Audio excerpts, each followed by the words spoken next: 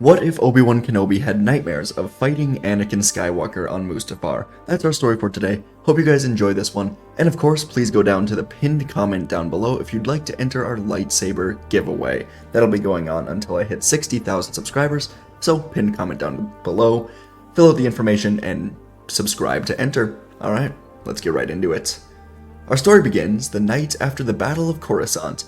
Anakin and Obi-Wan had an extremely eventful 24 hours, fighting in the Battle of Yavana, then meeting Ahsoka again for the first time after her expulsion from the Jedi Order. Not long after, Coruscant was attacked, and Anakin had split his 501st Fleet between Coruscant and Mandalore. Now Obi-Wan sat in his quarters, recalling everything. The flight around the battle with Anakin, barely boarding the Invisible Hand to avoid a death in the vacuum of space, fighting Dooku, then waking up to see that Anakin survived the fight with Dooku, and Dooku did not. The two of them did not speak of the darkness that was radiating off of Anakin as they landed back on Coruscant after the duel. But Obi-Wan knew it was there. They both knew it was there. He knew Anakin had this darkness always lying deep inside of him, and while Obi-Wan wasn't conscious, the darkness showed itself. Obi-Wan felt relief knowing that soon this war would end, and his student would no longer carry the burdens of war, drawing him to the dark side. Obi-Wan looked out of his window now at the Coruscant traffic. The sun had set and it was dark, but still, trillions of souls moving around, just going about their lives. The planet was overwhelming. It was not the peaceful serenity that the Jedi should want. But they had to be here to serve the Republic is what Obi-Wan knew. He lay down on his bed now, still thinking about Anakin. He knew that Anakin was not in the temple. He rarely slept in his temple quarters. Obi-Wan knew he was probably with Padme, but he ignored that, as Padme was the only thing that brought Anakin happiness, and knowing Anakin was happy brought Obi-Wan peace. So he laid his head down, and he quickly fell asleep, as Anakin too fell asleep, with Padme across Coruscant. And as they both slept, the Force turned and moved around them, showing them what is to come. Darth Sidious was influencing the Force to give Anakin nightmares of Padme dying, just like the ones of his mother, but Sidious greatly underestimated the will of the Force to fight back against the unnatural dark side. And so, as Sidious sent over nightmares of Anakin, the Force turned these nightmares, connecting with the Jedi closest to Anakin, and Obi-Wan Kenobi was given his own, clearer nightmare. As Obi-Wan slept, he suddenly felt overwhelming heat around him, and he opened his eyes to see a lava river. Obi-Wan was confused, but quickly realized this was a dream, and he could hear lightsabers clashing in the distance over the sounds of lava flowing. This was strange, but Obi-Wan climbed the rocks to soon see two blue sabers clashing in the distance. He couldn't make out who it was quite yet, as a wave of lava was obscuring his view, but moments later, the two fighters emerged through the lava, and Obi-Wan saw it. Anakin versus Obi-Wan, master versus apprentice, fighting as if the galaxy were on the line. Obi-Wan stumbled down the rocks, and he called out to them, asking them why they would do this. And as the floating platform got closer, the Obi-Wan from the dream turned to see him, and then Anakin stabbed him through the spine, throwing Obi-Wan down into the lava.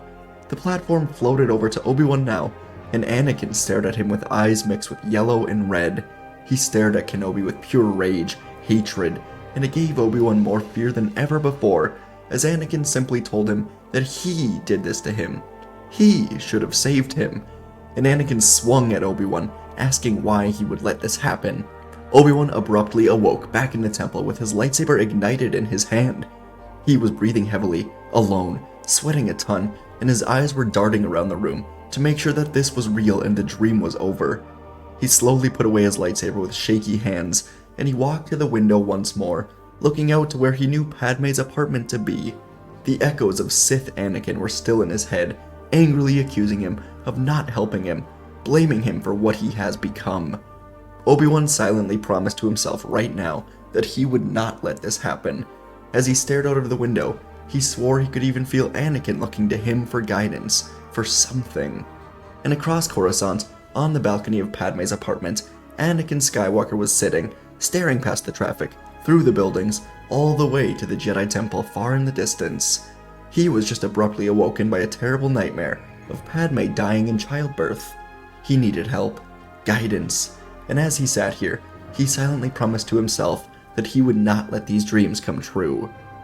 The next morning, Anakin entered the temple and decided he would speak with Grandmaster Yoda about these nightmares. He was the wisest of all the Jedi, and Anakin knew that if he doesn't have answers, then no Jedi will. But as Anakin was walking to Yoda's quarters, he passed by Obi Wan. Strangely, Obi Wan didn't say a word. He didn't even look up at Anakin, so Anakin asked if everything was alright. Obi Wan turned quickly. There were heavy bags under his eyes, and he gave Anakin a small smile, saying that he apologized for not seeing him. He didn't sleep well at all last night. Anakin tilted his head, saying that he too had a terrible night. He had a nightmare. Now Obi-Wan looked fully awake, as he'd told Anakin that he too had a nightmare. And Obi-Wan brought Anakin to a balcony just outside of the temple, where the two of them could talk, alone. Once they were seated, both of them began talking at once, but Obi-Wan insisted that Anakin go first with a small laugh. And so Anakin took a deep breath, saying that he had nightmares of someone close to him dying. Obi-Wan sarcastically asked if it was about him, and Anakin shook his head. So Obi-Wan asked about Ahsoka. Nothing. Rex. Nothing again. Windu? This one, again, was said with some dry humor, but Anakin shook his head, not exactly in a laughing mood, though he did crack a tiny smile. And Obi-Wan put a hand on Anakin's shoulder, saying they both know who the nightmares were about. There's no point in hiding any longer. Obi-Wan says that he doesn't exactly support his relationship with Padme, but he has learned to accept it. So Anakin admitted that they were of Padme, and he said he would not let these dreams come true. He would not lose Padme like he lost his mother, and Obi-Wan could feel that was a bit of a shot at him for not helping save Shmi. Something began to click for Obi-Wan. Anakin had nightmares of Padme dying, and he had nightmares of Anakin turning to the dark side. So Obi-Wan asked Anakin what lengths he would go to in order to save Padme, and the answer chilled Obi-Wan, as Anakin said that he will truly do whatever it takes. So Obi-Wan would tell Anakin about his horrific nightmare, where Anakin turns to the dark side, cutting down Kenobi on the lava river, discarding him like he was nothing. And Anakin's eyes went wide, as he said he would never do that. When he said there were no limits, he meant within his own power as a Jedi. He's no Sith. And Obi-Wan felt slight relief, as the two decided to discuss this more later on. For now, Anakin was called to a meeting with the Chancellor. So while Anakin went to meet with Palpatine, Obi-Wan went down to the restricted section. Last night's nightmare was unlike anything he ever went through. He wanted to know why it came to him. So he sat down and began extensive research, going through countless books and holocrons about dreams, nightmares, all of them bringing him very little information, until he accessed the dark side information on nightmares. Obi-Wan would soon discover a section on Sith alchemy, and it was described as the Sith power to alter a thing or a living being, perhaps through visions. Now Obi-Wan wondered if this could mean the Sith were coming soon, likely to try to ensnare or kill Anakin and him, just like Dooku tried to do. So Obi-Wan decided to be patient, and in time, the Sith would reveal themselves. And so, from here, Anakin would soon become both a Council Master and the Chancellor's personal representative of the Jedi Council, while also basically being a spy for both. It was a lot to handle, and Anakin already had a lot on his shoulders with the nightmare. Some time would pass by, and Anakin would soon learn of Darth Plagueis from Palpatine, and how the Sith knew the power to save someone from death. At this point, Palpatine thought that all of Anakin's trust with the Jedi has basically been evaporated, but he was wrong. Anakin's connection with Obi-Wan, because of their shared nightmares, had never been stronger. So the night Anakin learned of Plagueis, he went straight to Obi-Wan's quarters, telling him everything. The two of them were trying to solve a mystery at this point, and Obi-Wan was now piecing it all together. First, the two of them have nightmares with Padme dying. Then, Obi-Wan went to the restricted section, found out all about Sith alchemy. Then, Anakin was asked to spy for the Council and the Chancellor, creating division between the two. And now, Palpatine reveals that the Sith, not the Jedi, have the power to save people from dying. And so, Obi-Wan would tell Anakin about his own research into Sith alchemy, how the Sith can influence the dreams of others. And after putting everything together for a long time, the two of them would come to a conclusion. Either Palpatine was working with the Sith Lord, or he was the Sith Lord. So the two of them would spend the rest of the night coming up with a plan. and they would ultimately decide that their plan would be kept secret from the Council, from Padme, from everyone. And Anakin loved the plan. The following day, inside of the Jedi Council, the Jedi were discussing General Grievous as he was discovered on Utapau. As discussions continued, Obi Wan would speak up, saying that he will volunteer to lead the charge on Grievous, but he would like Anakin to come with him. He believes that the Council should show Palpatine that they are separate from him by taking his personal representative into battle. Windu, Yoda, and the others discussed this, and eventually the motion was passed. Anakin and Obi-Wan would take Cody and the 212th Battalion to Utapau, destroy General Grievous. Sometime later, the Utapau attack would be launched. Anakin and Obi-Wan would catch Grievous off guard and begin a duel with him, while the 212th Clone Army took on the droids stationed on Utapau. Within minutes, the huge battle began, and the two Jedi would move with Grievous as he swung 4 lightsabers at them, pushing them to the edge of the cliffs, and as the dusty winds swirled around them, Anakin struck at Grievous with insane speed. Grievous was ready to finally battle the Chosen One, and he took him on, as Obi-Wan now joined the duel as well, putting Grievous off balance. The fight would move across the rocky terrain, with Grievous crawling and slashing at them, constantly keeping the Jedi on the defensive. Anakin's aggression, contrasting with Obi-Wan's calculated movements, created a duo that suddenly challenged Grievous at every single turn. As they reached the edge of the sinkhole once more, Anakin cut off 2 of Grievous's arms, as Kenobi flipped over him. And so as Grievous turned to face Kenobi, Anakin was able to stab him through the back, then kick the droid general over the edge.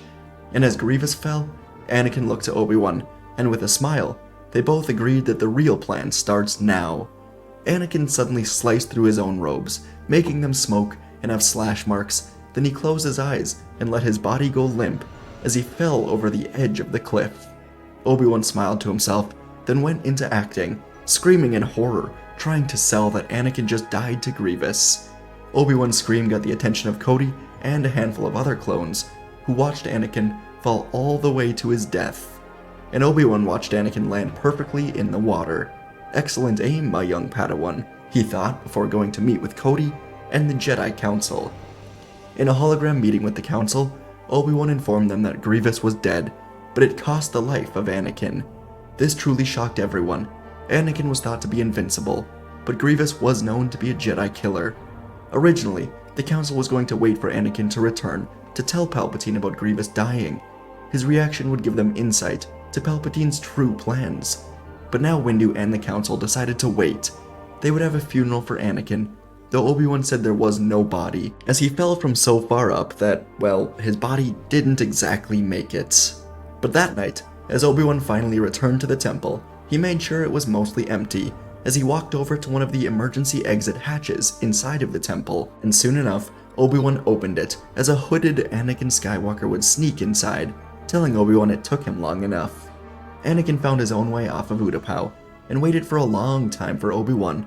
Anakin visited Padme first, secretly telling her about the plan, as keeping her in the dark just didn't sit right with him.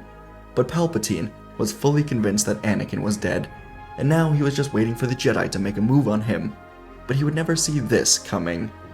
Anakin and Obi-Wan snuck to the science hall of the temple, and discreetly activated the facial transformation technology. During the middle of the Clone Wars, Obi-Wan faked his death, and became someone else for a mission, Reiko Hardeen. Anakin was kept in the dark about it, and now this plan was Anakin's idea. Keeping the Council in the dark was a part of it that Anakin was more than happy to do. Anakin would pull out the DNA data cartridge of one of Palpatine's royal guards. Then Anakin snuck into the guard's sleeping quarters, knocked one of them out, taking a DNA sample, and he used a mind trick to convince the guard that he must return to his home on Alderaan for a full week. He was out of the picture, and Anakin underwent the transformation, becoming this guard, getting a voice modulator. Now, he would be closer to Palpatine than anyone, and he wouldn't be himself. This was good. Anakin would grab the armor and the electro staff, then head to the Royal Guard headquarters for the morning security check. Every day, all 12 of Palpatine's guards went through extensive security measures to make sure it was truly the right person under the armor, hence why Anakin had to undergo the facial reconstruction process. After the security process, the Royal Guards were spread through the Republic Executive Building, keeping watch to make sure Palpatine was kept safe. And while on duty, Anakin would have the opportunity to soon begin sneaking off to check into his suspicions about Palpatine. What is he up to? Anakin hacked into travel logs with Palpatine's shuttle, learning that he once went on a mission to Mandalore the same day that Obi Wan watched Satine die, and both Maul and Savage mysteriously disappeared. Anakin soon learned that Palpatine would often personally override security breaches from an interstellar swoop ship entering the Coruscant atmosphere, the exact ship that Dooku flew before his death. Anakin would also find that hyper-route coordinates were transmitted to Grievous's invisible hand ship just hours before the attack on Coruscant. When the Separatists attacked, no one knew how they could attack Coruscant without anyone seeing it coming. All hyperlanes were heavily blockaded, except for the secret one that Palpatine transmitted to Grievous. Anakin began downloading all of this evidence to a datapad, and a moment later, another guard appeared, demanding to know what was going on. Anakin said this was just a routine security check, but the guard didn't buy it, and he tapped a security button on his belt right before Anakin knocked him out. Anakin grabbed the datapad, considered his options, then ran to Palpatine's office. He entered, and Palpatine asked this guard why the security button was pushed. Anakin, using the voice modulator, said he pushed his by mistake. Palpatine began staring at him curiously, sensing something, then asked him to remove his helmet. Anakin did so, and it wasn't Anakin's face underneath. Clearly, Palpatine sensed something. He slowly walked up to Anakin, looking at him, squinting his eyes. Anakin tried to bury any feelings of fear or anger towards Palpatine, but as the Chancellor got closer, looking deep into his eyes, Mace Windu, Kit Fisto, Agen Kolar, Obi-Wan Kenobi, and Saesee Tiin entered the room, telling Palpatine he was under arrest. Anakin gave a tiny nod to Obi-Wan, indicating that he hid the evidence of Palpatine working against the Republic. And Anakin got behind Palpatine as the Sith Lord pulled a lightsaber to his hand, telling the Jedi this is treason. And Palpatine smiled, but before he could spin at them, Anakin grabbed his spear, slicing through Palpatine's spine, and he fell to the ground, dying almost immediately. The Jedi were in shock as Anakin dove through the window, sliding down into the hangar, escaping in a speeder before the Jedi could ever do anything about it. Over the next 24 hours, the Jedi would tell the Senate that somehow a spy infiltrated Palpatine's Royal Guard groups and assassinated him. But after Palpatine's death, evidence was discovered to show that he was directly working with the Separatists. The Senate was in disbelief, but Anakin's hidden datapad was presented to them to show undeniable proof of who Palpatine really was, and so the process to elect a new Chancellor would begin.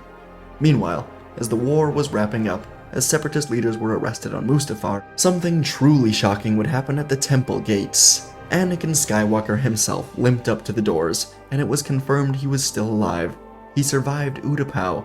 Anakin said that after fighting Grievous, he fell, barely landing in the water, but he did scrape the rocks and was knocked out, hidden away for a very long time. After Anakin gave this news to the Council, Yoda and Windu looked to each other, and later on, they went to the Science Hall, checking recent usage of the facial reconstruction machine. There were recent records of a Royal Guard, and Yoda deleted them, saying that Anakin and Obi-Wan did what must be done to defeat the Sith and keep the Republic at peace. And Chancellor Neb Kriep, a founding member of the delegation of 2000, would help to keep this peace. Both Anakin and Obi-Wan would leave the Jedi Order together after this, and they would move out to Naboo with Padme. Obi-Wan decided he wanted a new life, and he would become Uncle Obi-Wan to the young Luke and Leia as they would grow up here on Naboo, as Obi-Wan began his new life on the peaceful Naboo, around Anakin and his family. And folks, that is our story for today. I wanted to really, I saw a fun comment the other day that was like, I really enjoy how, Palpatine dies differently in all these different stories, so I thought, hey, what if we do an Obi-Wan Anakin story, but we kind of mirror the Clone Wars episode, where Obi-Wan fakes his death, becomes Reiko Hardeen. Thought we'd try that with Anakin, and with him not telling the Council to kind of have it reversed. I did end up having Yoda and Windu find out, because they're not stupid, but they decide, Anakin did save the Republic and the galaxy from the oppression of the Sith, will never return. So, decided to have them just delete the records, keep them secret. Galaxy overall just thinks that Palpatine was assassinated. Everyone wins, right? Everyone. no one really knows, except Anakin, Obi Wan, Yoda, Windu, Padme. Anyways, it's just something I had fun with. Hope you guys enjoyed this kind of different take on it. I know Penti Patrol just did a story of Obi-Wan Anakin nightmares, so I hope this one didn't mirror it too much. I can't imagine he took the same route. I'd be shocked if he did. That would be funny. But no, great guy. We'll be going live for members with him after Bad Batch tomorrow. But anyways, link in the description and the pinned comment, mainly the pinned comment for the Saber giveaway. If you want to become a member, you can do that for exclusive giveaways and, just exclusive live streams and stuff. So appreciate you guys. Let me know what you thought, and I'll see you in the next video.